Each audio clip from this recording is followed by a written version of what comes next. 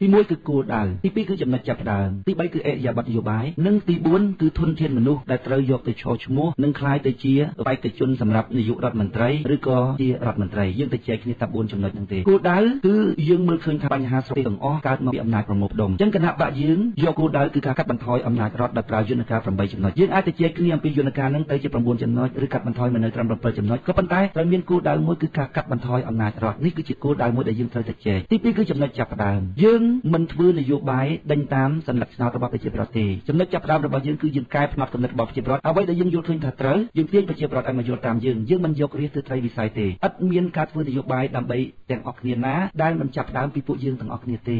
ប្រជាប្រដ្ឋខ្មែរគាត់យល់ថាអ្នកនយោបាយផ្សេងគណៈបកផ្សេងប៉ុន្តែឥឡូវនេះយើងនាំប្រជាប្រដ្ឋឲ្យផ្លាស់ប្ដូរផ្នត់គំនិតថាគណៈបកនយោបាយគឺជាគណៈបករបស់គាត់ដូច្នេះគាត់ត្រូវចេញលុយគាត់ត្រូវចូលរួមធ្វើទាំងអស់តើអ្នកយល់ព្រមអំពីចំណុចចាប់ផ្ដើមដែរទេទី3គឺអរិយាប័ត្រនយោបាយអរិយាប័ត្រនយោបាយគឺបាតគ្រឹះវាត្រូវតែសុចរិតខ្ញុំសូមបញ្ជាក់ថាការនិយាយអួតអាងបំផ្លើសបំផ្លោងឆ្លៀតឱកាសសុទ្ធសឹងតែឈរលើបាតគ្រឹះសុចរិតទាំងអស់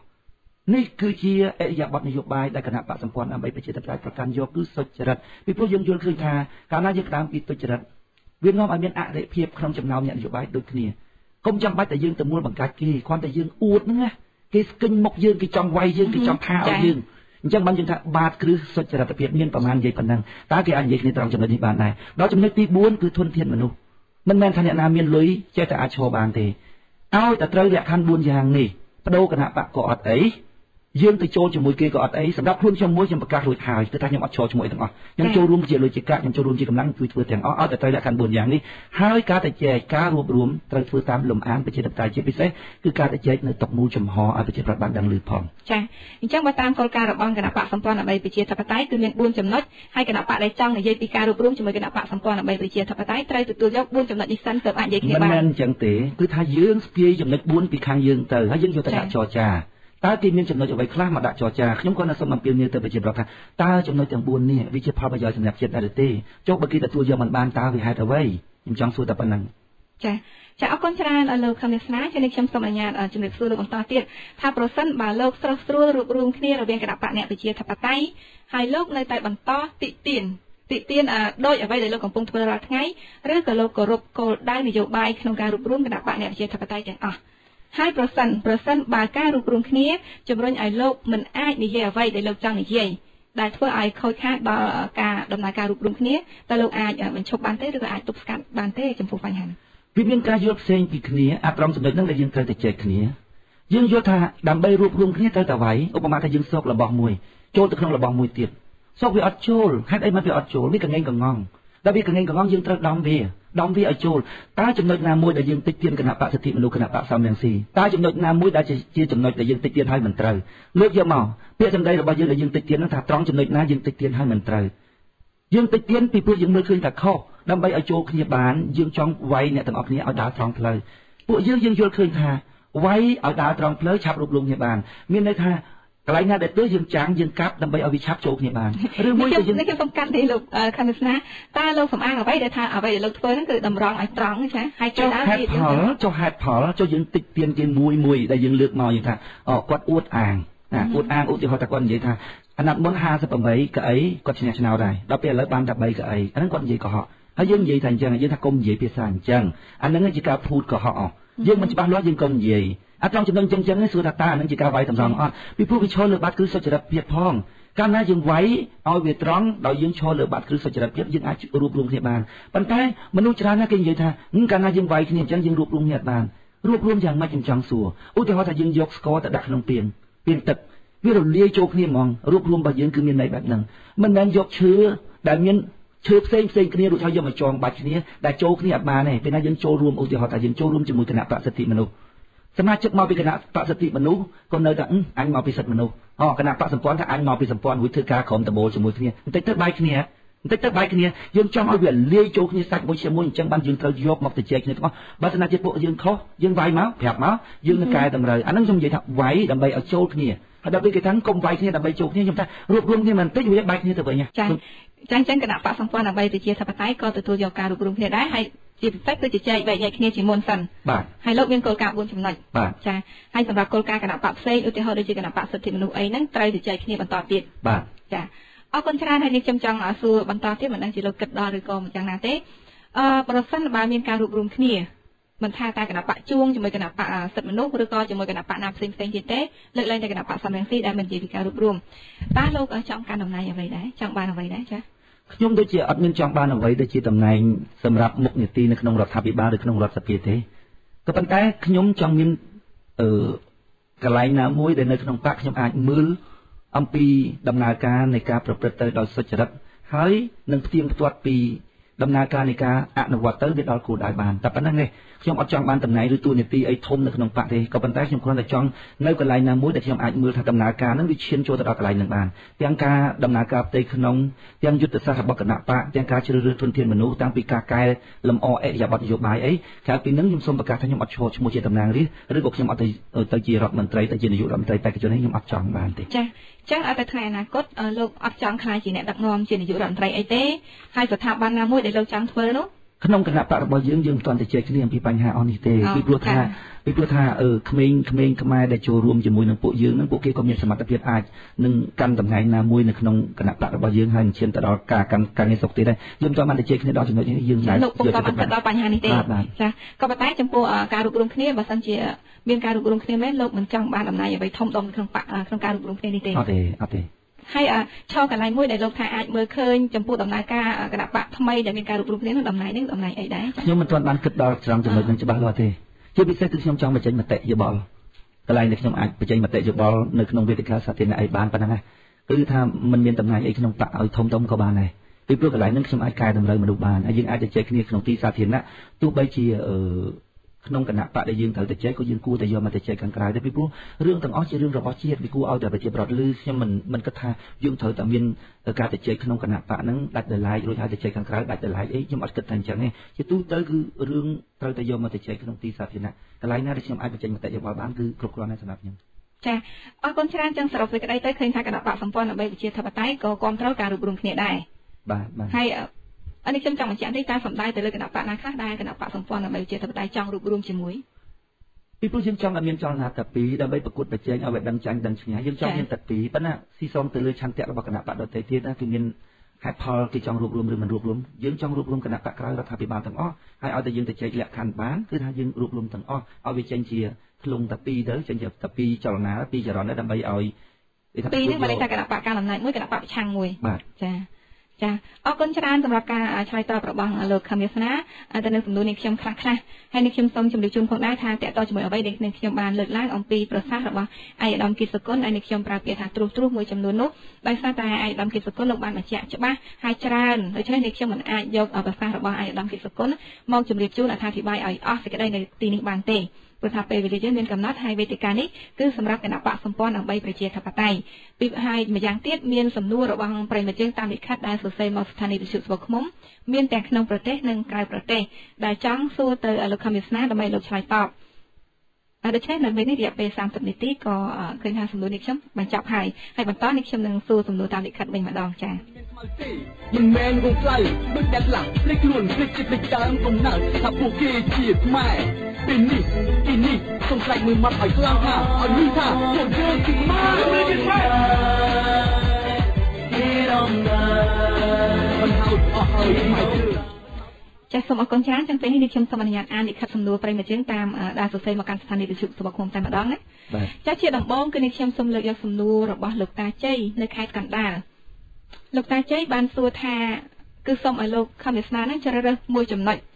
ក្នុងនោះមាន3ចំណុចទី1តើលោកជាពុទ្ធសាសនិកជនប្រតិបត្តិទី2ជាអ្នកប្រជាធិបតេយ្យទី3ជាអ្នកស្នេហាជាតិតើលោកជ្រើសរើសចំណុចមួយណា3ហ្នឹងចា៎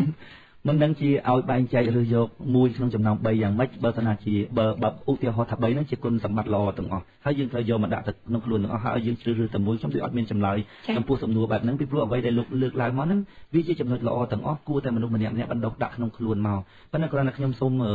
ទាញយោបល់អំពីរឿងពុទ្ធសាសនិកជនបន្តិចខ្ញុំមិនមែនពុទ្ធសាសនិកជនទេខ្ញុំចង់ វាយបំបាក់ពាក្យថាពុទ្ធសាសនិកជននឹងទៀតផងពីព្រោះមេរៀនរបស់ពុទ្ធជាមេរៀនសម្រាប់មនុស្សទាំងអស់គ្នាដល់ពេលយើងយកមកដាក់ជាសាសនាហើយយើងតាំងខ្លួនជាពុទ្ធសាសនិកជនអញ្ចឹងដល់ពេលអញ្ចឹងមូស្លីមយេស៊ូគេអត់បានរៀនសូត្រទេចង់ឲ្យទាំងអស់គ្នានឹងរៀនសូត្រមេរៀនត្រាស់ដឹងរបស់បុគ្គលដ៏អស្ចារ្យក្នុងលោកហ្នឹងអញ្ចឹងបានខ្ញុំថារឿងពុទ្ធសាសនិកជនគឺខ្ញុំមិនមែនទេខ្ញុំគាត់អូនទៅរបស់ព្រះសម្មាសម្ពុទ្ធហើយត្រង់ចំណុច2ទៀតនេះខ្ញុំនឹងនិយាយថាមិនយើងជាអ្នកជាធិបតេយ្យដែរទេហើយថាលើកជាអ្នកផ្នែកអាជីពដែរទេខ្ញុំហ៊ាននិយាយទេបញ្ហាហ្នឹងសូមឲ្យបងប្អូនទាំងអស់គ្នាគិតពិចារណាទៅនេះជាចំណុចរបស់ខ្ញុំចំពោះសំណួររបស់គាត់ចាអរគុណច្រើនហើយបន្តទៀតគឺជាសំណួររបស់លោកមកពីខាងតកៅឈ្មោះលោកផានចាលោកសួរថាតើយើងរៀនធម៌ព្រះពុទ្ធសម្រាប់អប់រំអ្នកផងទាំងពួងសម្រាប់តិទៀនគេឬក៏សម្រាប់ឆ្លុះជាមួយអ្នកដទៃចាគឺបែបនេះសំណួររបស់លោកផានមកពីតកៅធម្មតាបើយើងឈរលើបាតគ្រឹះសុចរិតហើយស្អីដែលយើងយល់ថាត្រឹមត្រូវយើងធ្វើទៅបើត្រូវតិទៀនក៏តិទៀនត្រូវបើត្រូវថាឲ្យក៏ត្រូវថាឲ្យទៅបើត្រូវអប់រំក៏អប់រំមកឲ្យតែយើងឈរលើបាតគ្រឹះសុចរិតព្រះសម្មាសម្ពុទ្ធក៏លោកសម្ដែងថាតេះដៀលបុគ្គលដែលគួរតេះដៀលឡើងឋានសួគ៌ឬគេចាប់យកទៅដាក់ព្រះសម្មាសម្ពុទ្ធក៏លោកធ្លាប់តេះដៀលទេវទត្តដែរថាទេវទត្តគឺជាមនុស្សដែលបំផ្លាញខ្លួនឯងពួកអ្នកដើរតាមទេវទត្តក៏ជាមនុស្សដែលបំផ្លាញខ្លួនឯងតេះដៀលបុគ្គលដែលគួរតេះដៀលឡើងឋានសួគ៌ឬគេចាប់យកទៅដាក់សំខាន់គឺបេះដូងរបស់យើងតើយើងតិទៀនក្នុងន័យដើម្បីកាច់បំបាក់គេដើម្បីមុខមាត់របស់ខ្លួនឬដើម្បីតម្រង់ផ្លូវរបស់អ្នកដទៃវាអត់មានអ្នកណាដឹងជាងខ្លួនរបស់យើងទេរឿងធម៌របស់ពុទ្ធមនុស្សច្រើនណាស់ដែលគេយល់ថារៀនមកហ្នឹងគឺគ្រាន់តែដើម្បីចាំហើយគេនិយាយថាការចាំធម៌របស់ពុទ្ធហ្នឹងគឺជាការអប់រំចិត្តរបស់គេទៅហើយប៉ុន្តែសម្រាប់ពួកយើងអត់អញ្ចឹងទេបើសិនជាយើងស្អាតស្អំអ្នកដែលស្អាតស្អំគឺទី1សម្អាតខ្លួនយើងទី2អ្នកដទៃដែលនៅជុំវិញរបស់យើងជុំវិញយើងស្មោកគ្រោកយើងនៅមិនបានឧបមាថាយើងជាមនុស្សស្អាតហើយក្នុងផ្ទះយើងស្អាតហើយក្រុមគ្រួសាររបស់យើងទាំងអស់សុទ្ធតែជាមនុស្សកក្រិចហើយយើងនៅជាមួយមនុស្សកក្រិចបានហើយគេថាខ្ញុំនឹងជាមនុស្សស្អាតណាស់ហើយបើស្អាតហើយមិនបើសមាជិកគ្រួសារនឹងលាងចានកក្រិចអ្នកនៅមួយបានអ្នកត្រូវតែស្ដីឲ្យវាសំខាន់គឺទៅលើបាតគ្រឹះសុចរិតចាក៏ប៉ុន្តែដល់ពេលដែលយើងនិយាយថាយើងជាអ្នកស្អាតអ្នកដទៃគេថាគេស្អាតដែរគេមកយើងឃើញកខ្វក់ដែរហ្នឹងត្រង់ចំណុចហ្នឹងដែលខ្ញុំនិយាយខាងដើមថាវាស៊ីសងទៅលើខ្លួនរបស់យើងទេតែយើងច្បាស់ខ្លួនយើងហើយយើងធ្វើទៅព្រះសម្មាសម្ពុទ្ធនោះក៏មានគេតេះដៀលថាព្រះសម្មាសម្ពុទ្ធមិនស្អាតដែរព្រះសម្មាសម្ពុទ្ធលោកឲ្យតម្រុយយើងថាអ្វីដែលយើងច្បាស់យើងធ្វើទៅអត់មានបុគ្គលណាមួយនៅលើលោកនេះមិនត្រូវបានគេតេះដៀលទេពួកដង្កូវស្អប់កឡង់ពួកកឡង់ស្អប់ដង្កូវវារឿងតែមួយប៉ុណ្ណាមនុស្សអាក្រក់មានធាតុអាក្រក់ជាធាតុទ្រទ្រង់ស្អប់អំពើល្អមនុស្សល្អមានធាតុល្អជាធាតុទ្រទ្រង់រួចស្អប់អំពើអាក្រក់ដង្កូវវាថាអាចជាឋានសួគ៌របស់វាកឡង់ជាវាថាផ្កាជាឋានសួគ៌របស់វាហើយវាស្អប់ដង្កូវវាស្អប់ផ្កាហ្នឹងវាថាផ្កាជាអាចរបស់វាត្រង់ចំណុចហ្នឹងចុងក្រោយបំផុតគឺខ្លួនយើងដឹងច្បាស់រួចហើយយើងធ្វើទៅអ្នកដទៃគេថាជារឿងរបស់អ្នកដទៃយើងមានមាត់តែមួយមានដៃតែពីរទប់មាត់អ្នកដទៃមិនបានទេចានេះខ្ញុំចង់ឆ្ងល់បន្តិចថានៅពេលដែលយើងនិយាយថាយើងធ្វើអ្វីយើងខ្លួនយើងនិយាយថាគិតថាយើងធ្វើត្រូវយើងធ្វើត្រូវក៏ប៉ុន្តែការដែលយើងធ្វើត្រូវហើយធ្វើឲ្យប៉ះពាល់ដល់អ្នកដទៃតើយើងធ្វើត្រូវដែរទេនឹងធ្វើអ្នកដទៃមានការឈឺចាប់អីចឹងលោកការឈឺចាប់ទៅវាមិនមែនជាចេតនារបស់យើងទេបើសិនជាបេះដូងរបស់យើងបរិសុទ្ធក៏ប៉ុន្តែរឿងឈឺចាប់ជារឿងរបស់អ្នកដទៃដោយព្រះសម្មាសម្ពុទ្ធចឹងលោកសម្ដែងធម៌លោកសម្ដែងត្រង់ភ្លឹង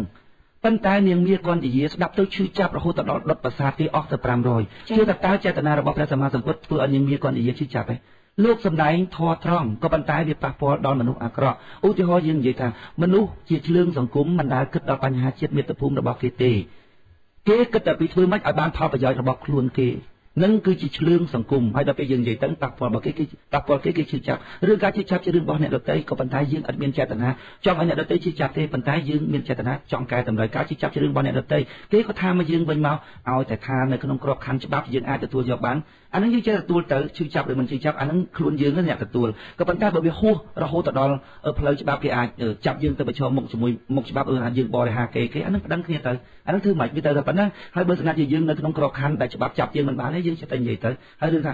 ប៉ះពាល់ដល់អ្នកដទៃឈឺចាប់រឿងអ្នកដទៃដូចខ្ញុំនិយាយខាងដើមអញ្ចឹងមនុស្សល្អនិយាយអំពាក្យល្អទៅអ្នកដទៃមនុស្សជាមនុស្សអាក្រក់គេឈឺចាប់ដូចគ្នាជាមួយមនុស្សអាក្រក់យ៉ាងណាគេនិយាយពាក្យដែលការពារអំពើអាក្រក់របស់គេទៅឧទាហរណ៍គេថាអូកុំតែជឿវាគ្មានអាណាមិនគិតប្រយោជន៍ផ្ទាល់ខ្លួនណាគេនិយាយការពារផលប្រយោជន៍របស់គេអញ្ចឹងហើយឧទាហរណ៍ថាធ្វើឲ្យយើងឈឺចាប់បើធ្វើឲ្យយើងឈឺចាប់យើងក៏ឈឺចាប់ទៅរឿងហ្នឹងវាតែប៉ុណ្ណាវាមិនទាន់ហួសក្របខ័ណ្ឌច្បាប់ទេបើហួសក្របខ័ណ្ឌច្បាប់រំលងទៅដល់សិទ្ធិរបស់អ្នកដទៃអានឹងគេផ្ដឹងផ្ដល់យើងតាមផ្លូវច្បាប់ទៅរឿងក្នុងសង្គមវាតែប៉ុណ្ណាច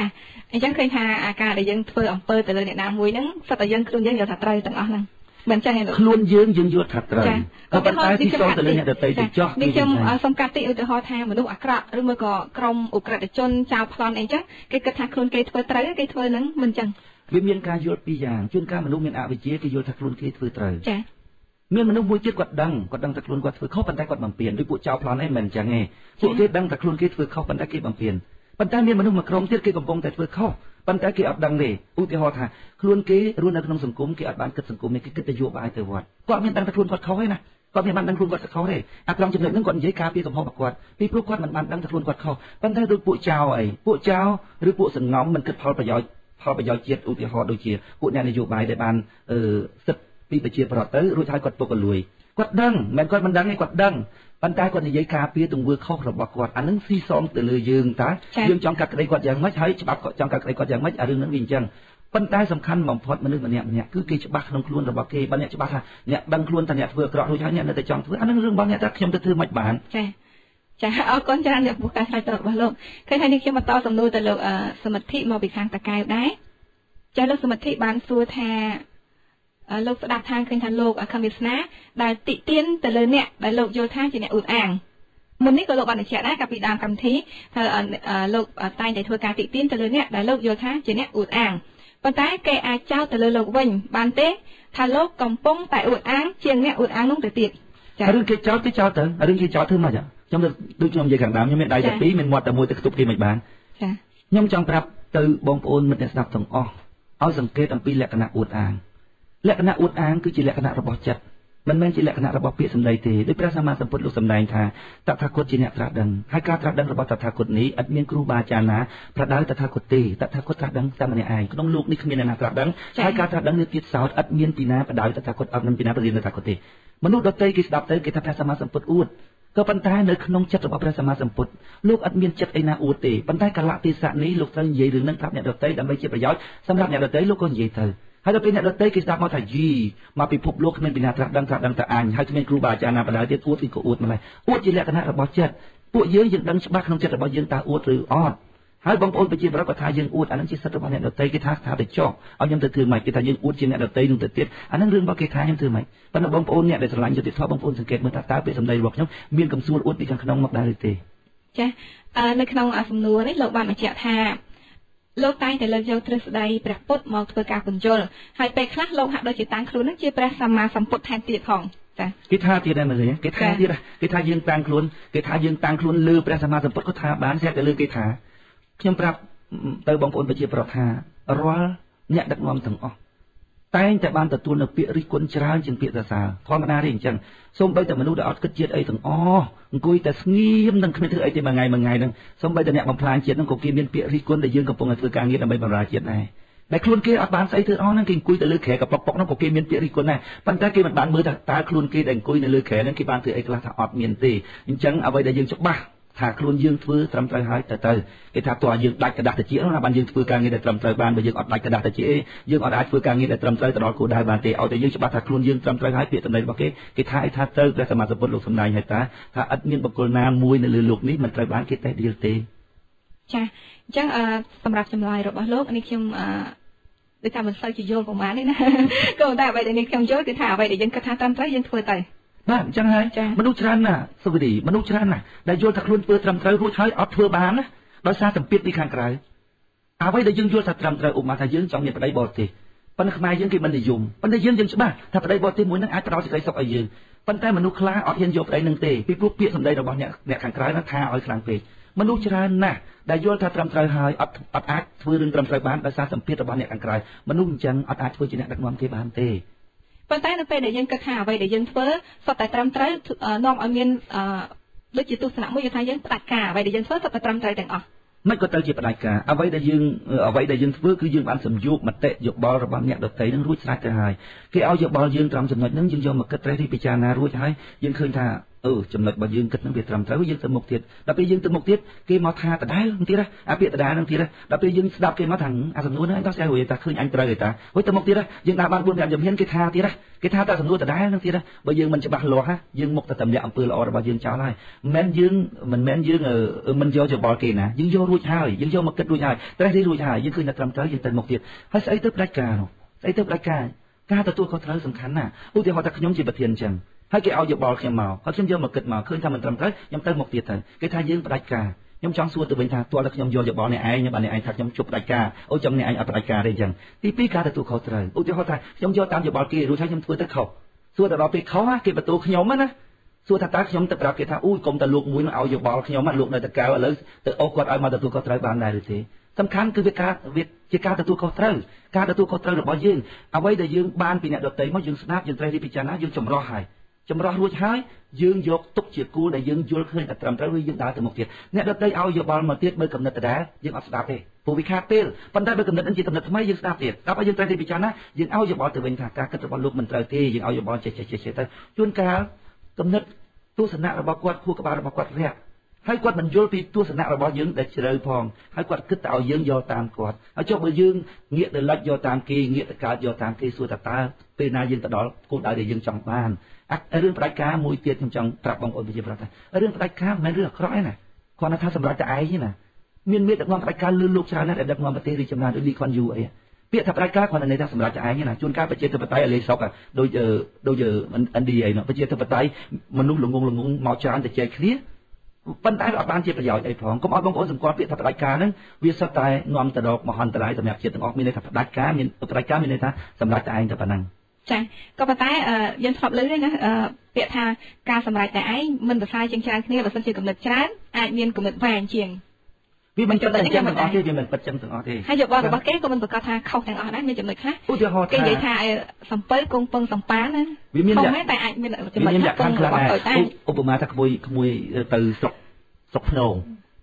ហើយពួកនឹងសិលល្ងងទាំងអស់ហើយគេឲ្យយោបល់ហើយមតិច្រើនហើយក្មួយយល់ថាវាខុសហើយការពិតគឺវាខុសមែនសួរថាតើមតិយោបល់ច្រើនវាមានប្រយោជន៍អីដែរឬទេក្នុងកលៈទេសៈខ្លះអញ្ចឹងបានគេចែកការទទួលខុសត្រូវ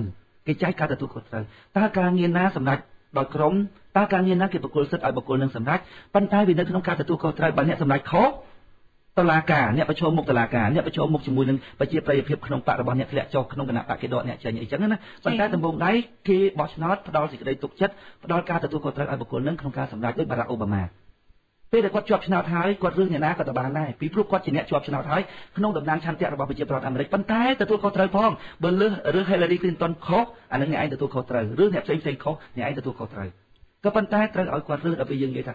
Hillary Clinton មិនគុំឲ្យគេបោះឆ្នោតផងនឹងមិនឲ្យគេបោះឆ្នោតអញ្ចឹងចាត់តាំងអញ្ចឹងផ្ដាច់ការពេលខ្លះយើងបោះឆ្នោតមកលោកបារ៉ាក់អូបាម៉ានិង Secretary នឹងឥឡូវរដ្ឋមន្ត្រីក្រសួងការបរទេសរបស់គាត់ធ្វើការអត់ត្រូវគ្នាផងសួរវាទៅកើតអត់អញ្ចឹងគេគិតពីប្រយោជន៍គេពិចារណាទៅថាអូដើម្បីឲ្យធីមរបស់គាត់ធ្វើការកើតទុកឲ្យគាត់មានការទទួលខុសត្រូវឲ្យគាត់រើសចោះដូចគ្នាជាមួយការសម្រេចចិត្តខ្លះត្រង់ចំណុចខ្លះយើងជាប្រធានយើងសម្រេចចិត្តចោះក្នុងអាណត្តិរបស់អ្នកជាប្រធានប៉ុន្តែអ្នកទទួលខុសត្រូវក្រោយពីអ្នកសម្រេចរួចហើយទៅចូលគណៈកម្មការយុឬគណៈកម្មការអចិន្ត្រៃយ៍ដើម្បីឲ្យគេសួរនាំណាវាសំខាន់គឺការទទួលខុសត្រូវហើយវានៅក្នុងរង្វង់អាច control បានអត់បុកមកយើងប្រមូលផ្ដុំអំណាចមកប្រទេសពេលហ្នឹងការសម្រេចរបស់យើងលែង control បានណាដល់លែង control បានវាចូលទៅដល់ភាពអនាធិបតេយ្យចាអរគុណច្រើនសម្រាប់ចម្លើយរបស់លោកខឹមវាសនាហើយជាបន្តទៀតគឺសំណួររបស់លោកធីនៅភ្នំពេញចាលោកធីសួរថាលោកជានរណាទី1ជាប្រធានគណៈបកនយោបាយដែលមិនខ្វល់ពីសន្តិឆ្នោតទី2លោកនិយាយអំពីលទ្ធិប្រជាធិបតេយ្យហើយលោកមិនយល់ព្រមទទួលយោបល់ពីអ្នកដទៃដែលផ្ទុយទៅនឹងគំនិតរបស់លោកហើយទី3លោកនិយាយអំពីជាតិក៏ប៉ុន្តែត្រូវតែអ្នកទាំងអស់គ្នាគាំទ្រ8ចំណុចរបស់លោកហើយថាតើលោកជានរណាលោកចង់បានអ្វីហើយលោកចង់ធ្វើអ្វីចាលោកធីនៅភ្នំពេញខ្ញុំនិយាយខ្លីថាខ្ញុំគឺខ្ញុំហ្នឹងរួចហើយខ្ញុំចង់ធ្វើអ្វីដែលខ្ញុំចង់ធ្វើហ្នឹងតែប៉ុណ្ណឹងហើយគាំទ្រឬមិនគាំទ្រជាសិទ្ធិរបស់អ្នកតាខ្ញុំធ្វើអ្វីនៅក្នុងក្របខ័ណ្ឌច្បាប់ក្របខ័ណ្ឌរដ្ឋធម្មនុញ្ញខ្ញុំគឺខ្ញុំនឹងខំវាសនាហ្នឹងហើយខ្ញុំធ្វើអ្វីដែលខ្ញុំចង់ធ្វើអ្នកមានសិទ្ធិគាំទ្រឬមិនគាំទ្របើខ្ញុំធ្វើខុសផ្លូវច្បាប់អ្នកប្តឹងទៅរឿងតែប៉ុណ្ណឹងចប់គ្រប់ប៉ុន្តែការធ្វើបែបហ្នឹងក៏ជាស្ទីលក្នុងការធ្វើនយោបាយមួយដែរពីព្រោះវាមានអ្នកគាំទ្រខ្ញុំក្នុងការធ្វើអញ្ចឹងដែរវាមិនមែនថាទាល់តែធ្វើតាមអ្នកដទៃហ្នឹងទើបមានការគាំទ្រទេព្រះសម្មាសម្ពុទ្ធបានសេចក្តីស្រឡាញ់គោដូចភ្នំពីព្រោះព្រះអង្គមិនដែលគិតដល់សេចក្តីស្រឡាញ់សោះឡើយប៉ុន្តែព្រះអង្គគិតតែពីជួយគេអស់លទ្ធភាពរួចហើយព្រះអង្គយល់ថាអ្វីដែលលោកយល់ថាត្រឹមត្រូវលោកធ្វើឧបមាថាគេមកសុំអំណោយពីព្រះសម្មាសម្ពុទ្ធព្រះសម្មាសម្ពុទ្ធលោកប្រាប់ថាតថាគតឥតមានអំណោយចែកអ្នកទេតថាគតមានតែធម្មទានព្រះសម្មាសម្ពុទ្ធយល់ថាមនុស្សល្ងងត្រូវចែកធម្មទានគេថាបើមិនចែកអំណោយឲ្យខ្ញុំអត់គ្រប់គ្រងលោកទេព្រះសម្មាសម្ពុទ្ធយល់ថាអត់ត្រូវលោកធ្វើតែរឿងត្រឹមត្រូវពួកយើងក៏ដូចគ្នាយើងធ្វើអ្វីដែលយើងយល់ថាត្រឹមត្រូវនៅក្នុងក្របខ័ណ្ឌច្បាប់អ្នកចង់គ្រប់គ្រងឬមិនគ្រប់គ្រងជាសិទ្ធិរបស់អ្នកបើខ្ញុំធ្វើហួសក្របខ័ណ្ឌច្បាប់អ្នកដឹងខ្ញុំទៅតែប៉ុណ្ណឹងអញ្ចឹងត្រឡប់មកវិញឆ្លើយតបនឹងសំណួរថាខ្ញុំខំវាសនាខ្ញុំកំពុងតែធ្វើអីថាខ្ញុំកំពុងតែធ្វើអ្វីដែលខ្ញុំចង់ធ្វើខ្ញុំមិនបាច់និយាយថាខ្ញុំធ្វើអ្វីដែលខ្ញុំយល់ថាត្រឹមត្រូវខ្ញុំនិយាយថាខ្ញុំធ្វើអ្វីដែលខ្ញុំចង់ធ្វើក្នុងក្របខ័ណ្ឌច្បាប់បើហួសក្របខ័ណ្ឌច្បាប់ដឹងខ្ញុំទៅតែប៉ុណ្ណឹងចា ហើយលោកបញ្ជាក់ថាតើលោកចង់បានអ្វីខ្ញុំចង់បានអ្វីចាខ្ញុំតែងតែប្រាប់ប្រជាប្រដ្ឋថាសូមកុំជឿពាក្យរបស់គេថាក៏ប៉ុន្តែសូមអ្នកពិនិត្យមើលសកម្មភាពរបស់គេរួចហើយអ្នកធ្វើការសម្រេចចិត្តចុះឧទាហរណ៍ថាខ្ញុំនិយាយថាខ្ញុំចង់ឲ្យប្រទេសរីកចម្រើនខ្ញុំចេញមកធ្វើនឹងខ្ញុំចង់ជួយប្រទេសជាតិចង់ជួយប្រជាប្រដ្ឋសួរថាពាក្យសម្ដីរបស់ខ្ញុំប៉ុណ្ណឹងវាជាហេតុសមរម្យឲ្យប្រជាប្រដ្ឋទទួលយកបានអត់ខ្ញុំតែងតែប្រាប់ប្រជាប្រដ្ឋថាកុំជឿពាក្យគេសូមពិនិត្យសកម្មភាពរបស់គេរួចហើយអ្នកធ្វើការសម្រេចចិត្តចុះខ្ញុំស្អប់អ្នកនយោបាយណាដែលនិយាយថាខ្លួនធ្វើនេះពីព្រោះតែចង់បាននេះឬចង់បាននោះដោយខ្លួនមិនទាន់បានធ្វើសកម្មភាពដើម្បីបញ្ជាក់ពីអចេតនារបស់ខ្លួនសោះឡើយឧទាហរណ៍ថាគេនិយាយថាគ្មានគណៈបកណាច្បាស់លាស់ដោយគណៈបកយើងទេគ្មានគណៈបកណាមានគោលការណ៍ប្រជាធិបតេយ្យដោយគណៈបកយើងទេមិនក៏ចាំបាច់ទៅស្រ័យភ្លាមអ្នកធ្វើសកម្មភាពទៅអ្នកដទៃគេអាចពិនិត្យរួចហើយគេធ្វើការសម្រេចចិត្តជាក្រោយអញ្ចឹងឆ្លើយតបជាមួយនឹងសំណួរហ្នឹងខ្ញុំឆ្លើយថាខ្ញុំមិនប្រាប់បងប្អូនថាខ្ញុំចង់បានអ្វីទេប៉ុន្តែបងប្អូនសង្កេតសកម្មភាពរបស់ខ្ញុំទៅរួចហើយបងប្អូនធ្វើការសម្រេចចិត្តចំពោះសកម្មភាពរបស់ខ្ញុំទៅចុះចាអរគុណច្រើនលោកហើយជាបន្តគឺសំណួររបស់លោករ៉ានៅតែខ្មៅចាលោករ៉ាសួរថានៅក្នុងចំណោមគណៈបកនយោបាយទាំងអស់សូមឲ្យលោកជ្រើសរើសគណៈបកមួយណាដែលលោកស្រឡាញ់ឬក៏លោកស្អប់តិចជាងគេចាដូចអត់មានចម្លើយគណៈបកខ្ញុំស្រឡាញ់គណៈបកសម្ព័ន្ធដើម្បីប្រជាធិបតេយ្យនឹងឯង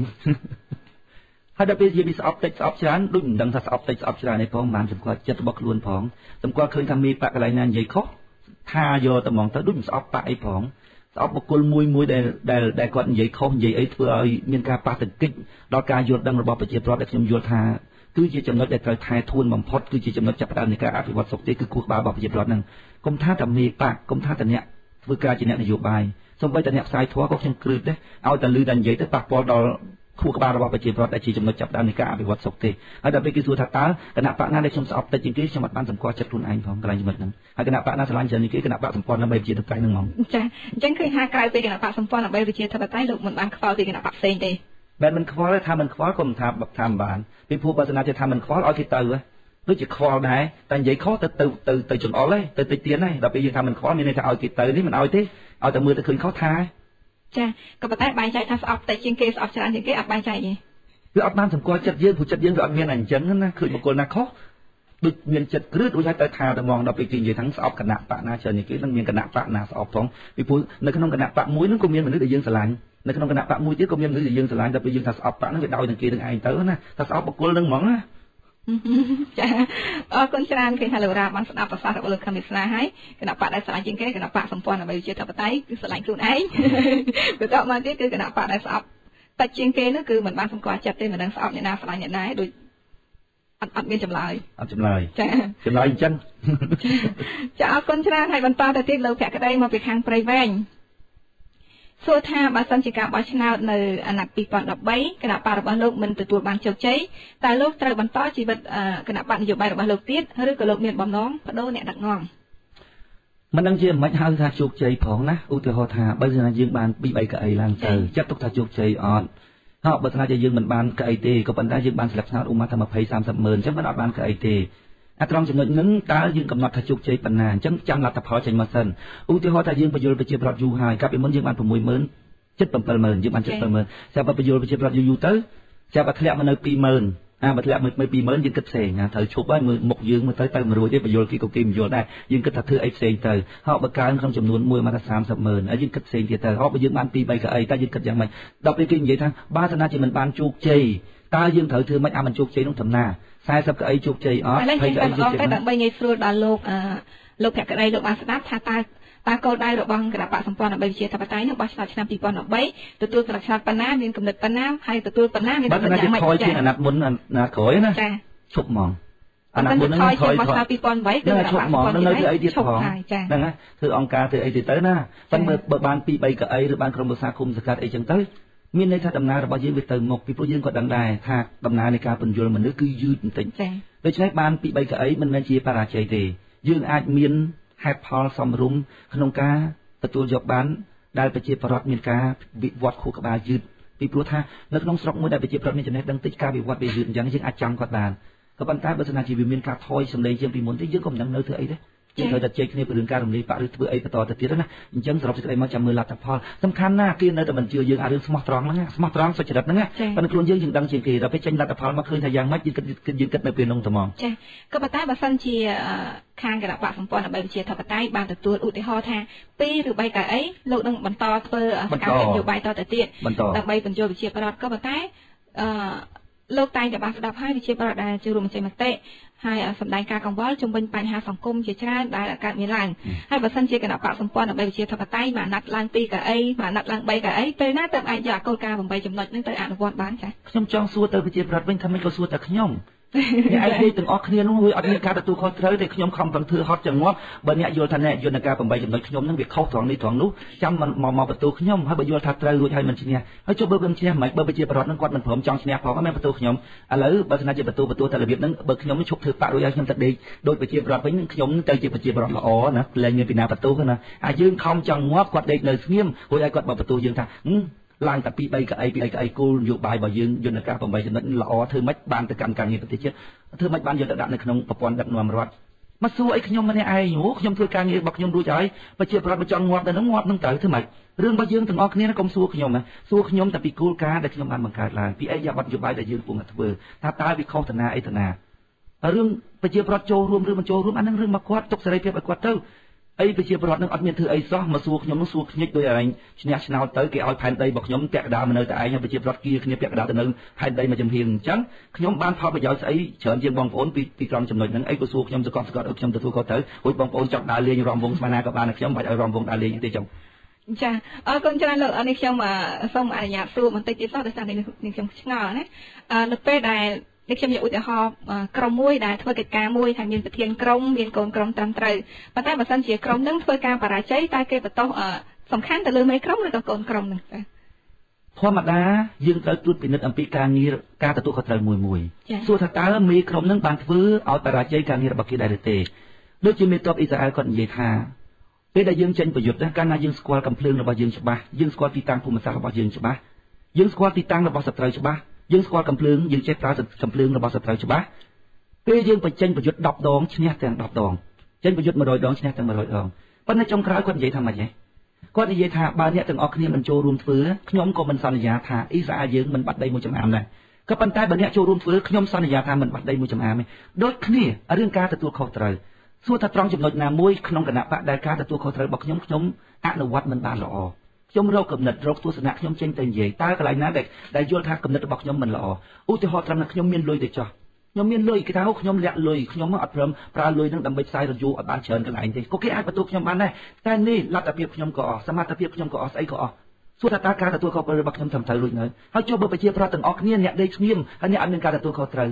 វសួរថាតើនឹងជាការទទួលខុសត្រូវរបស់ខ្ញុំឬយ៉ាងម៉េចបើអ្នកឲ្យខ្ញុំទទួលខុសត្រូវក្នុងរឿងបែបហ្នឹងសូមអ្នករើសប្រធានថ្មីទៅខ្ញុំគ្មានការទទួលខុសត្រូវក្នុងរឿងបែបហ្នឹងទេខ្ញុំទទួលខុសត្រូវតែការងាររបស់ខ្ញុំតែអ្នកក៏ត្រូវទទួលខុសត្រូវក្នុងការងាររបស់អ្នកដែរដើម្បីការពារប្រទេសយើងមិនឲ្យបាត់មិនឲ្យបាត់បង់ទឹកដីមិនឲ្យបរទេសមកត្រង់ចំណុចហ្នឹងដែលខ្ញុំនិយាយថាកុំភ្លេចការគៀងគររាជដើម្បីឲ្យទទួលខុសត្រូវផងចំណុចចាប់ដើមគឺត្រូវដើមចេញពីរាជមិនមែនអ្នកនយោបាយទទួលខុសត្រូវទាំងអស់ទេអ្នកត្រូវត្រួតពិនិត្យអំពីកិច្ចការរបស់អ្នកនយោបាយបើអ្នកនយោបាយធ្វើត្រឹមត្រូវរួចហើយគ្មានពីណាមួយទៅទទួលខុសត្រូវរបស់ការងាររបស់អ្នកដទៃទេគេមិនដែលនិយាយថាព្រះសម្មាសម្ពុទ្ធអង្គនេះណាត្រាស់ដឹងក្នុងលោកមកណ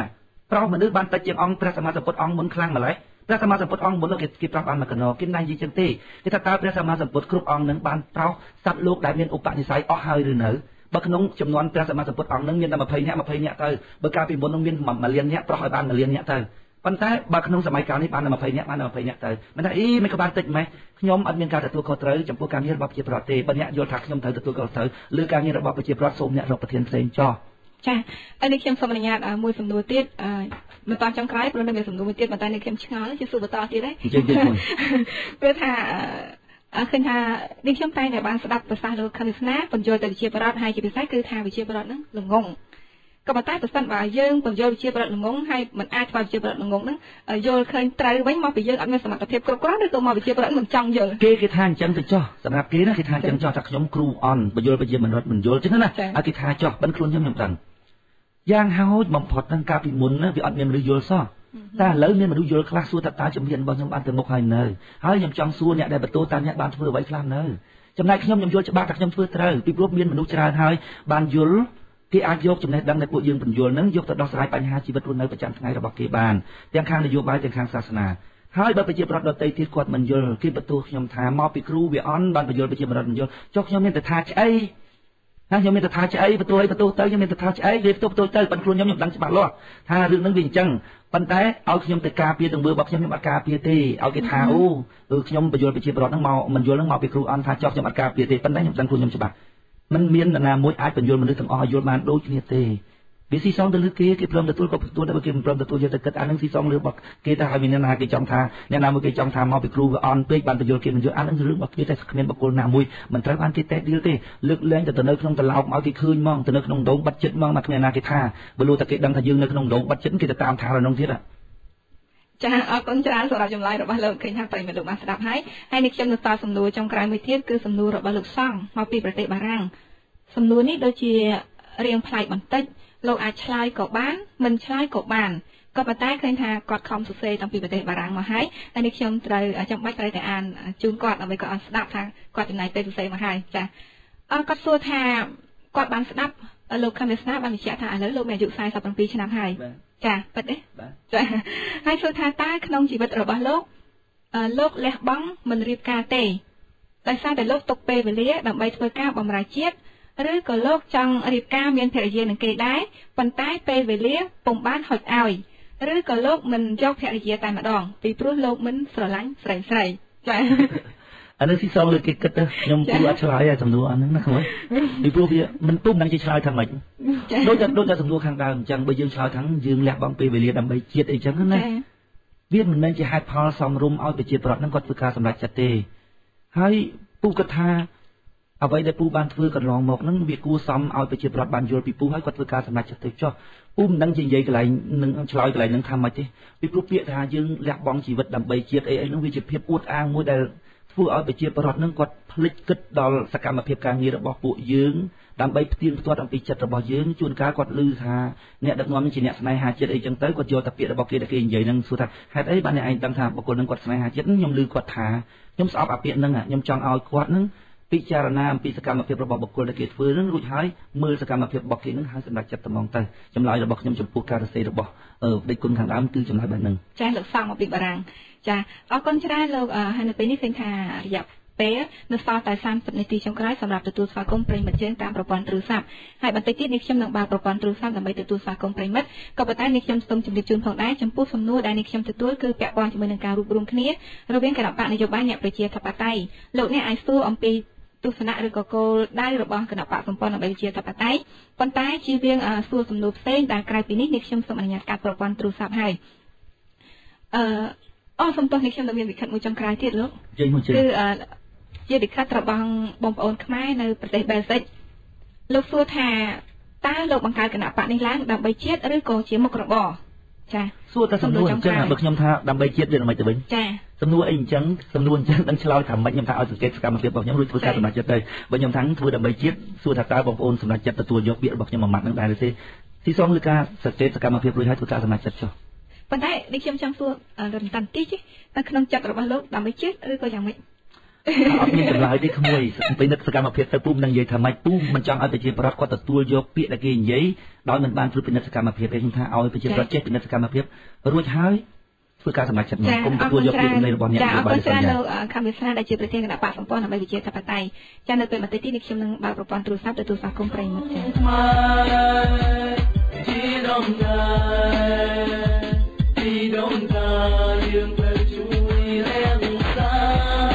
ាហៅអស់ហើយស្មៃយើងហៅអស់ហើយឲ្យបានគង់ហៅអស់ហើយស្មៃយើងហៅអស់ហើយខ្ញុំល្អជាទេព្រោះពួកខ្ញុំជាខ្មែរព្រះខ្មៅសក់ម៉ៅតែជាពួកខ្ញុំមិនមែនខ្មៅទេមិនមែនរូបផ្លូវដូចអ្នកខ្លះចាស់លោកស្រីប្រិយមិត្តអ្នកស្ដាប់ជាទីមេត្រីនៅពេលនេះលោកអ្នកកំពុងតែស្ដាប់ការផ្សាយផ្ទាល់ពីកម្មវិធីតុកមូលឈ្មោះថាកម្មវិធីមិនភូតផលហើយថ្ងៃនេះគឺមានវត្តមានលោកខំវាសនាប្រធានគណៈបកសម្ព័ន្ធដើម្បីប្រជាធិបតេយ្យចាស់ហើយរយៈពេលចុងក្រោយនេះគឺនេះខ្ញុំទទួលស្វាគមន៍ប្រិយមិត្តយើងតាមរយៈប្រព័ន្ធទូរស័ព្ទប៉ុន្តែនេះខ្ញុំសូមអនុញ្ញាតជម្រាបជូនផងដែរថាប្រិយមិត្តដែលចូលរួមគឺនេះខ្ញុំចង់បានប្រិយមិត្ត ដែលមិនមែនជាសកម្មជនឬក៏មិនមែនជាអ្នកគ្រប់គ្រងគណៈបកសម្ព័ន្ធដើម្បីប្រជាធិបតេយ្យគ្រប់គ្រងមួយពួកគ្រប់គ្រងចឹងព្រោះថានៅក្នុងវេទិកានេះមានលោកប្រធានគណៈបកសម្ព័ន្ធដើម្បីប្រជាធិបតេយ្យចូលរួមហើយមិនចាំបាច់សកម្មជនឬអ្នកគ្រប់គ្រងគណៈបកនេះចូលមកការពារទៀតទេលោកអាចមានសមត្ថភាពគ្រប់គ្រាន់ការពារគណៈបកសម្ព័ន្ធដើម្បីប្រជាធិបតេយ្យហើយអញ្ចឹងសូមអនុញ្ញាតទទួលស្វាគមន៍តែម្ដងខាងខ្សែ011ចាអាឡូជំរាបសួរលោកមានសួរបាទចាជំរាបសួរលោកអញ្ចឹងមកពីខាងណាដែរឈ្មោះអ្វីដែរចាខ្ញុំខលពីក្នុងពេញទៅឈ្មោះសារ៉ាត់លោកសារ៉ាត់អរគុណច្រើនតើលោកមានសំណួរអ្វីទាក់ទងជាមួយការរួបរวมគ្នាជំរាបសួរទៅលោកខំវាសនាខ្ញុំសូមធ្វើចំណាប់អារម្មណ៍បន្តិចហើយចង់ថាខ្ញុំមានសំណួរសួរទៅលោកវិក្កាមណាចាស្ដីសារតែពេលយើងខ្លីហើយមានប្រិមិត្តច្រើនលោកចង់ចូលរួមណាលោកអាចដោយខ្លីបំផុតចាបាទទស្សនៈខ្ញុំយល់ឃើញថាការរួបរวมវាមិនអាចទេដោយសារយើងផ្អែកទៅលើកម្មវិធីនយោបាយគណៈបកទាំង4ដែលនៅក្រៅរដ្ឋាភិបាលហ្នឹងមិនអាចរួបរวมគ្នាបានទេដោយសារកម្មវិធីនយោបាយវាខុសគ្នាហើយតែកម្មវិធីនយោបាយខុសគ្នាហើយបង្ហាញថារួបរวมគ្នាមិនបានទេពីព្រោះមនុស្សក្រុមបកមួយគេបម្រើតាមកម្មវិធីនយោបាយរបស់គេតែអញ្ចឹងខ្ញុំគិតថាមិនអាចរួបរวมបានទេអញ្ចឹងខ្ញុំបញ្ចប់ប៉ុណ្ណឹងហើយខ្ញុំសូមសួរទៅលោកថាគណៈបកសម្ព័ន្ធដើម្បីជាតៃមានជនការ8ចំណុចដើម្បីទៅកាត់ថយអំណាចរដ្ឋប៉ុន្តែខ្ញុំពិចារណាកន្លែងកាត់ថយអំណាចរដ្ឋហ្នឹងអំណាចហ្នឹងគឺខ្ញុំយល់ថាជាអង្គនៃច្បាប់ប្រទេសមួយបើចឹងប្រទេសហ្នឹងគឺជាប្រទេសដែលមានអំណាចប្រទេសដែលមានគេហៅថានីតិរដ្ឋប្រទេសដែលមានអាការវិវត្តតតែប្រទេសហ្នឹងងាប់នេះអនុវត្តគោរពទៅតាមច្បាប់ទាំងរដ្ឋាភិបាលស្ថាប័នរដ្ឋាភិបាលស្ថាប័នតំណាងរបស់រដ្ឋហើយយន្តការអ្វីចំណុចកម្មថយអំណាចរដ្ឋមិនបើរដ្ឋសពថ្ងៃកំពុងបាត់បង់អំណាចពីពលរដ្ឋហ្នឹងអ្នកកាន់ការស្រុកទេសហ្នឹងអត់អនុវត្តទៅតាមច្បាប់ដែលខ្លួនរដ្ឋធម្មនុញ្ញដែលខ្លួនអនុម័តហើយនៅកម្មវិធីនយោបាយរបស់ខ្លួនហ្នឹងអត់ធ្វើអត់គោរពគេហៅថារដ្ឋាភិបាលហ្នឹងកំពុងបាត់បង់អំណាចហើយដល់ពេលគណៈបកសម្ព័ន្ធហ្នឹងគាត់យកយន្តការទៅកាត់បន្ថយអំណាចរដ្ឋមិនបើរដ្ឋនឹងកំពុងតែបាត់បង់អំណាចហើយរដ្ឋនឹងកំពុងតែប្រព្រឹត្តអំពើពាលាអាវ៉ាស្អាហើយហើយយកយន្តការទៅកាត់បន្ថយអំណាចទៀតបើប្រទេសបើអ្នកកម្មការហ្នឹងកំពុងអត់មានអំណាចហើយណាចាអរគុណច្រើនលោកសារ៉ាត់បន្តិចទៀតលោកខំវាសនានឹងជម្រាបជូនចម្លើយតែម្ដងចាហើយចំពោះលោកគឺលោកមានទស្សនៈថាការរួបរวมគ្នារវាងគណៈបកនយោបាយអ្នកវិជាធិបតេយ្យនឹងមិនអាចទៅរួចតែម្ដងចាសូមជ័យលោកខំវាសនា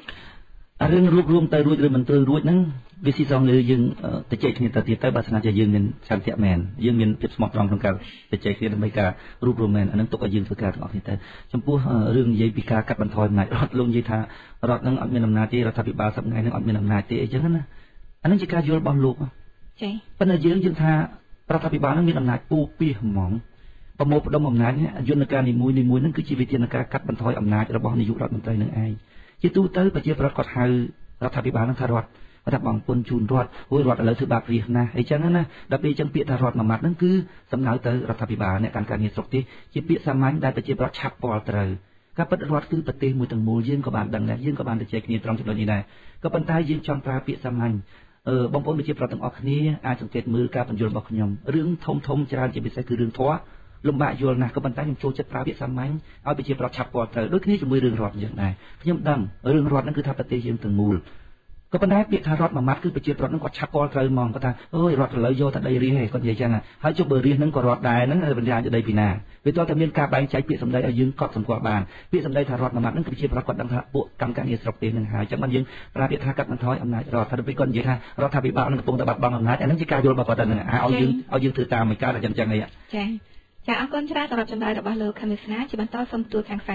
012អាឡូជំរាបសួរអាឡូជំរាបសួរខ្ញុំសុភរីចាជំរាបសួរពងចេញទូរស័ព្ទមកពីខាងណាជួយប្រាប់ឈ្មោះតែម្ដងបាទប៉ុន្តែខ្ញុ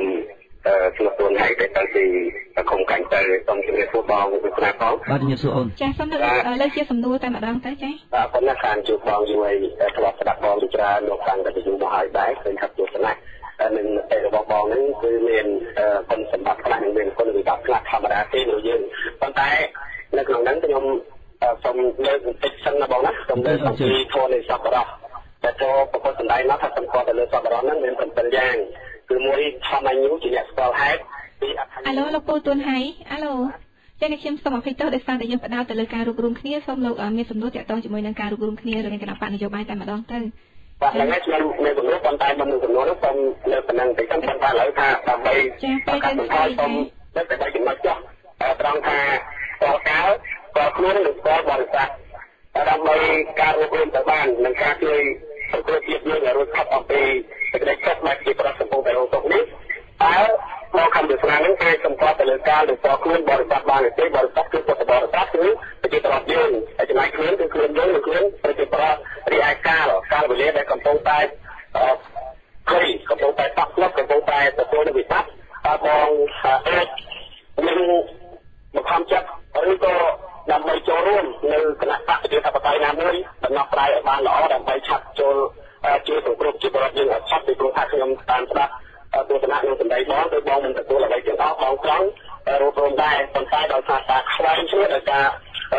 ដែលឃើញនៅកំហុសគ្នាទៅវិញទៅមកតែប៉ុណ្ណោះសូមឲ្យបងទុកកំហុសមួយឡែកសិនដើម្បីឲ្យសងការវេលាបងហ្នឹងសូមជួបបងប៉ុណ្ណឹងតើបងមានឆន្ទៈមានគោលបំណងដែរទេយ៉ាងនឹងបាទសូមអរគុណអរគុណច្រើនលោកពូទួនហើយចាអរគុណសូមជើញតែម្ដងលោកខាងនេះណាខ្ញុំឲ្យបងប្អូនទាំងអស់គ្នាពិនិត្យពីលក្ខខណ្ឌ4យ៉ាងដែលយើងយកទៅដាក់ទី1គឺគោលដៅការកាត់បន្ថយអំណាចរដ្ឋជាគោលដៅពីព្រោះយើងមើលឃើញថាបញ្ហាទាំងអស់នៅក្នុងស្រុកទេសរបស់យើងកើតមកពីអំណាចប្រមូលផ្ដុំដូច្នេះការកាត់បន្ថយអំណាចរដ្ឋគឺជាវិធានការគឺជាគោលដៅដែលពួកយើងទាំងអស់គ្នាត្រូវធ្វើបានសម្រេចសួរថាតើ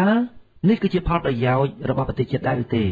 ួរថាតើនេះគឺជាដំណោះស្រាយពិតប្រាកដសមស្របចំពោះបញ្ហាជាតិរបស់យើងដែរឬទេកាត់បន្ថយអំណាចរដ្ឋសិនចាំធ្វើការងារអីទៀតតើការយល់របស់យើងនឹងខុសឬត្រូវហើយតើនេះជាផលប្រយោជន៍របស់ជាតិដែរឬទេតើឲ្យយើងទម្លាក់គោលដៅដែរឬទេទី2ចំណុចចាប់ផ្ដើមថាចាប់ផ្ដើមពីការប្រមូលកម្លាំងរបស់ប្រជាប្រដ្ឋគណៈបកយើងបានចាប់ផ្ដើមធ្វើហើយគឺប្រជាប្រដ្ឋទាំងអស់ចូលលុយចូលកាក់ទាំងរឿងសមាជរបស់យើងអីគឺគាត់ចូលលុយចូលកាក់ពីព្រោះជាគណៈបករបស់យើងទាំងអស់គ្នាបកប្រជាធិបតេយ្យជាបករបស់ប្រជាប្រដ្ឋកើតពីប្រជាប្រដ្ឋរបស់ប្រជាប្រដ្ឋដើមអីប្រជាប្រដ្ឋសួរថាតើចំណុចរបស់ចាប់ផ្ដើមរបស់យើងជាចំណុចចាប់ផ្ដើមដែលផ្ដើមចេញដោយភាពត្រឹមត្រូវដែរឬទេតើកន្លែងណាមួយដែលមិនមានមូលដ្ឋានពិចារណាច្បាស់លាស់ហើយតើកន្លែងណាមួយដែលមិនមែនជារឿងជាតិចំណុចចាប់ផ្ដើមទី2អរិយាទី3អរិយាប័ត្រនយោបាយក្នុងពេលឥឡូវហ្នឹងពេលណាយើងនិយាយបំផ្លើសបំផ្លាញយើងនិយាយអួតអាងឆ្លៀតឱកាសថាវាបែកបាក់ជាតិ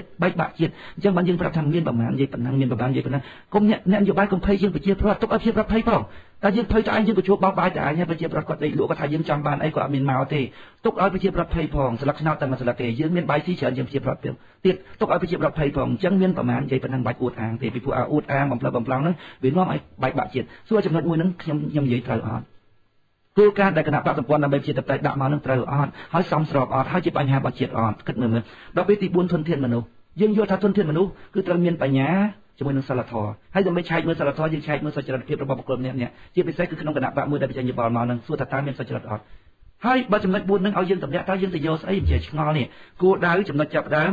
ហើយអរិយាប័ត្រនយោបាយនិងធនធានមនុស្សតា4លក្ខខណ្ឌនឹងទេដែលយើងយកទៅចរចាហើយចេះតែឲ្យយើងថាឲ្យតម្លាក់អានឹងចោលតម្លាក់យកស្អីខ្ញុំសួរយកអីឥឡូវមុននឹងដឹងថាតើយកអីឲ្យម្ចាស់គេខ្លួនគេគណៈបកនីមួយៗមកប្រាប់យើងផងថាតើគេមានគោលការណ៍ស្អីខ្លះពីព្រោះព្រឹកមិញយើងសុវរីអានយកមកមានត្រួសអីចឹងណាត្រួសហ្នឹងខ្ញុំវាមិនដឹងជាស្អីស្អាតស្អំគោលដៅប្រជាធិបតេយ្យទាំងជាស្អីខ្ញុំអត់យល់ខ្ញុំថាម្ចាស់ខ្លួនគេក៏គេអត់យល់ដែរពួក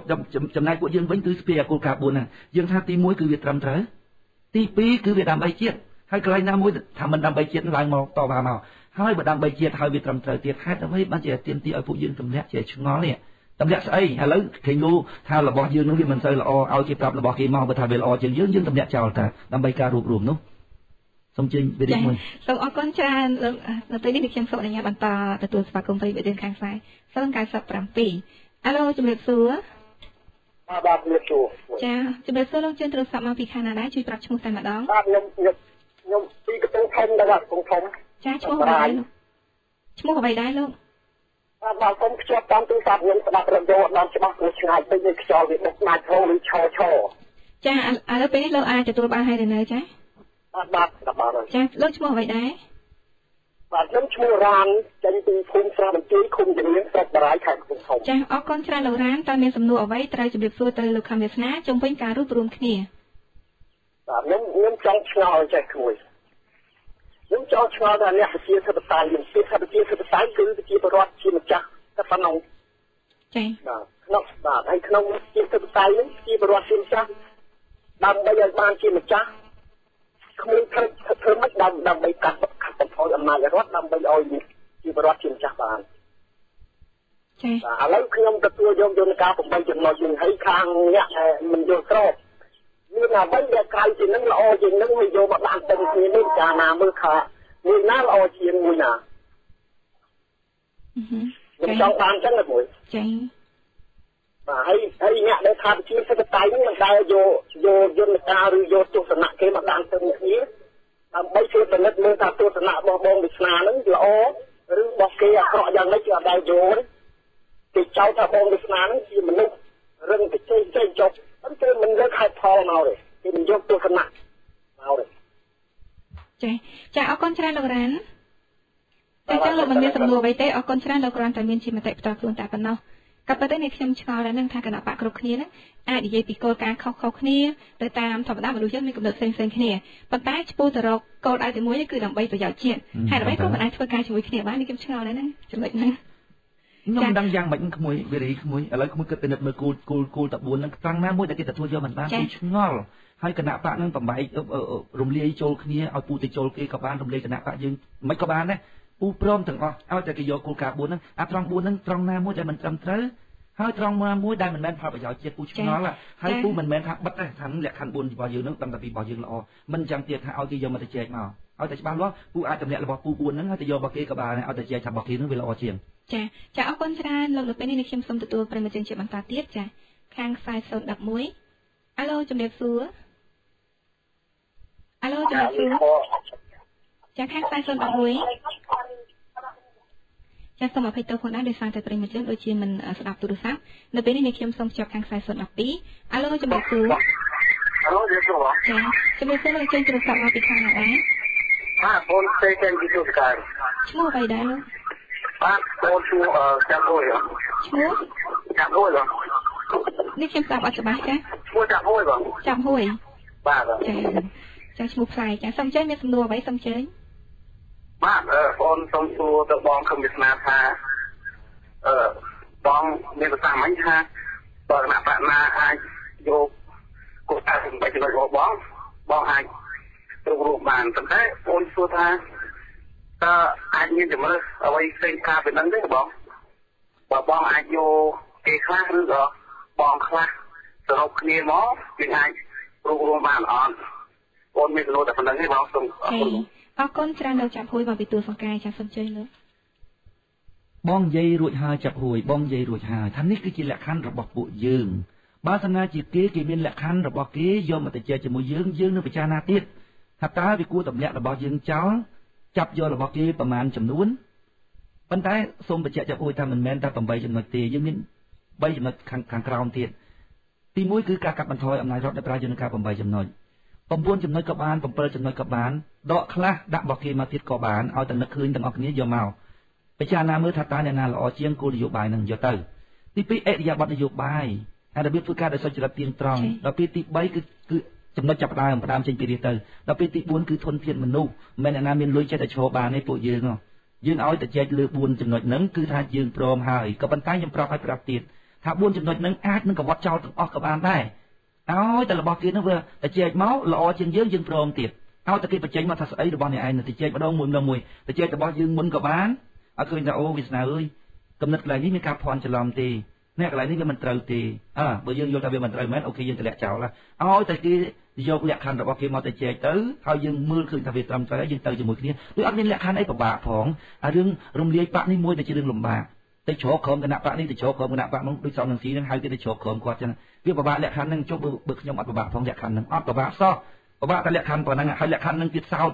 ថាបើគេមានលក្ខខណ្ឌល្អជាងហ្នឹងគេយកមករាយរាប់ប្រាប់យើងព្រមទៅទៀតមិនគួរពិបាកអត់ពិបាកទេចាប់ហួយរឿង8ចំណុច9ចំណុចហ្នឹងគឺអត់សំខាន់ទេសំខាន់ទៅជែកគ្នាសិនចាអរគុណច្រើនលោកនៅពេលនេះសូមភ្ជាប់ខាងខ្សែ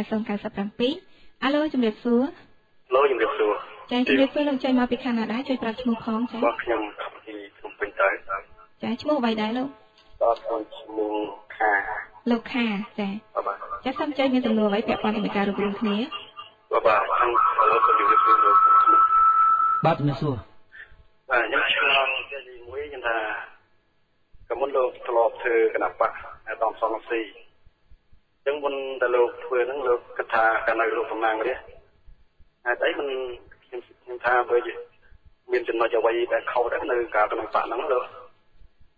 មានតែបច្ចេកគ្នាតាបាទទី2ខ្ញុំជឿថាលោកមិនអាចចូលរួមបានខ្ញុំជឿថាលោកមានចំណុចមួយខុសដោយថាអីទី1លោកថាស្រឡាញ់ជាតិស្រឡាញ់ប្រជាពលរដ្ឋក៏ប៉ុន្តែខ្ញុំជឿថាលោកចូលរួមប្រជុំសន្ធិសញ្ញាដើម្បីបង្កើតឲ្យវាស្របនឹងផ្លូវច្បាប់ហ្នឹងតែនេះជាចំណុចសម្ពាធរបស់អ្នកណាឬមួយដោយការឆន្ទានុសិទ្ធិរបស់លោក ចឹងសូមអរគុណជំរាបលាចាអរគុណលោកខាជំរាបលាចាសូមជឿលោកដូចអត់មានចម្លើយអីចំពោះសំណួរនឹងផងមិនដឹងជាគាត់សួរអីឲ្យបានច្បាស់លាស់អំពីរឿងការនៅក្នុងគណៈបកសំរងស៊ីអីខ្ញុំបាននិយាយច្រើនណាស់អំពីរឿងការខ្វែងគំនិតរបស់ខ្ញុំជាមួយនឹងគណៈបកសំរងស៊ីក្នុងវេទិកាសាធារណៈហើយខ្ញុំក៏បាននិយាយអំពីរឿងការលើកដៃរបស់ខ្ញុំពេលដែលគេអនុម័តរឿងព្រំដែនហ្នឹងបងប្អូនអ្នកគ្រប់គ្រងជាពិសេសគឺអ្នកគ្រប់គ្រងគណៈបកសង្គ្រោះដើម្បីប្រជាធិបតេយ្យគាត់បានយល់ពីរឿងនេះច្បាស់លាស់ហើយខ្ញុំសូមអភ័យទោសខ្ញុំមិនឆ្លើយចំពោះសំណួរហ្នឹងទេចាអរគុណចាប់ជាបន្តសូមទទួលខាងខ្សែ011ចាអាឡូជំរាបសួរជំរាបសួរលោកស្រីចាអរគុណលោកពូចេញទូរស័ព្ទបាននេះពីពូចាំទៅលោកពូមាននេះសូមចេញលោកពូហើយសូមជម្រាបសួរគួយវាសនាផងទៀតបាទជំរាបសួរលោកពូបាទគួយវាសនាខ្ញុំស្ដាប់ពាក្យសម្ដីរបស់គួយតាំងពីដើមរហូតមកដល់បច្ចុប្បន្នហ្នឹង